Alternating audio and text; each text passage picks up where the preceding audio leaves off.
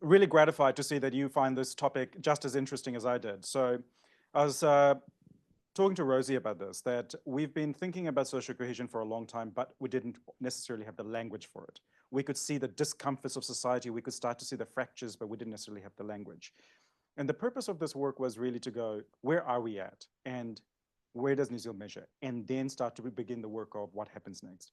I have a very strong view that any kind of change takes about 10 years. So we need to start somewhere and we need to go, what are we going to do?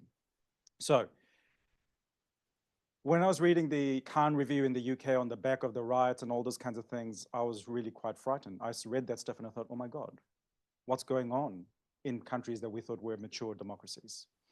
When I looked at the report, it also said, but you know what? If you're going to talk about social cohesion, you need to talk about it in a way that's consistent and that's going to help us understand what it means.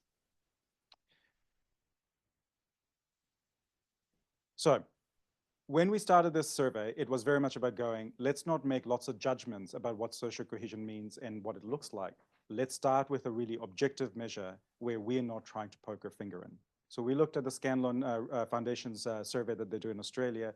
We replicated that for New Zealand, and that's what I'm going to present to you today. I'm very grateful to the Helen Clark Foundation, the Tyndall Foundation, the Todd Foundation, the Jerry McKinsey Trust, NetSafe, for all supporting this piece of work. And Talbot Mills did a fabulous job at a very cut price to do the survey for us. And my business, Rosie and I, we did this pro bono because we can and we think it matters. So the frame in my head is that when we talk about social cohesion, we're always talking about a continuum. We can be cohesive, we can be fractured, we can be polarized. It's very easy for us to go, it's one or the other, but it's always somewhere in the middle. And there's always a path for us to get back. Cohesion is really hard to describe. It's essentially the glue that holds us together. It's the fact that we're able to connect with each other, that we're able to do something, that we're able to make those hard strategic choices, that we can disagree, and yet come to a conclusion.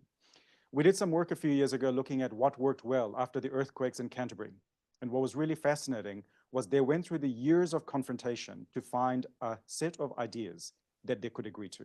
And when the earthquakes happened, they got rid of the vexatious people at different fringes, and they just got ahead with what 80, 90% of New Zealanders and Canterburyans agreed with.